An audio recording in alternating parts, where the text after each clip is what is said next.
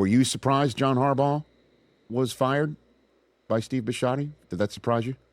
Yeah, was surprised. I mean, the rumor is that Mr.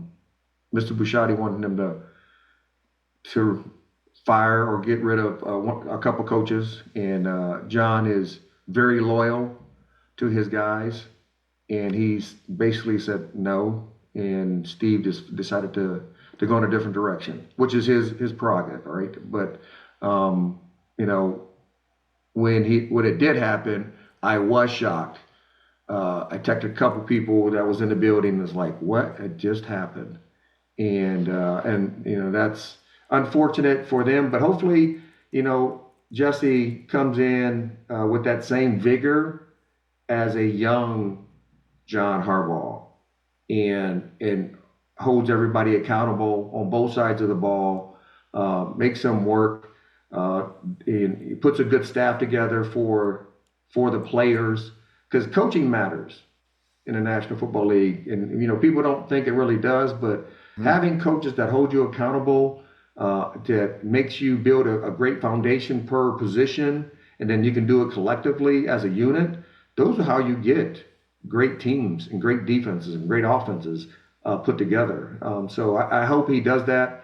The one thing I do understand is that if he puts a good staff together, I think all the pieces are there.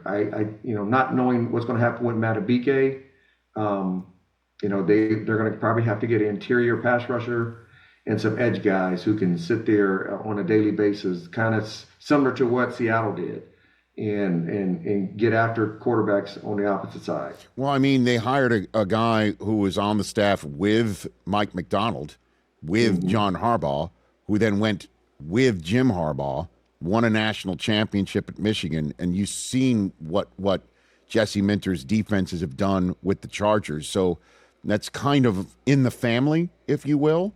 It's the offense, right? He hired a 29-year-old assistant from the Ben Johnson staff, so maybe taking some of what Ben Johnson's cooking up in Chicago and in Detroit and bringing that to, Baltimore outside of the Roman Todd Monken coordinated system might be the jolt of what Lamar and the rest of this offense needs. Rod, is that the roadmap here, do you think?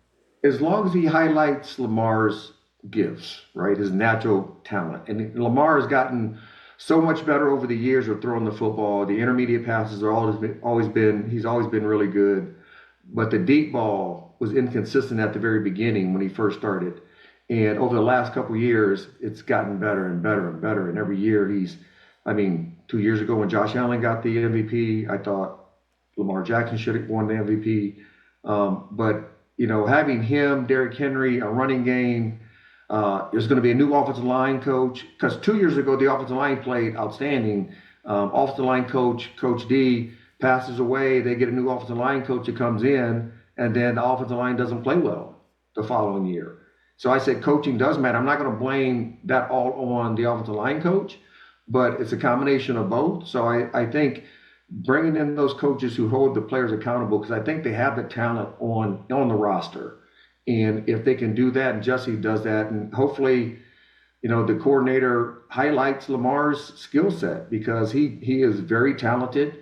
But you want to also hold Lamar accountable for him not having good footwork at times, him maybe holding onto the ball too long.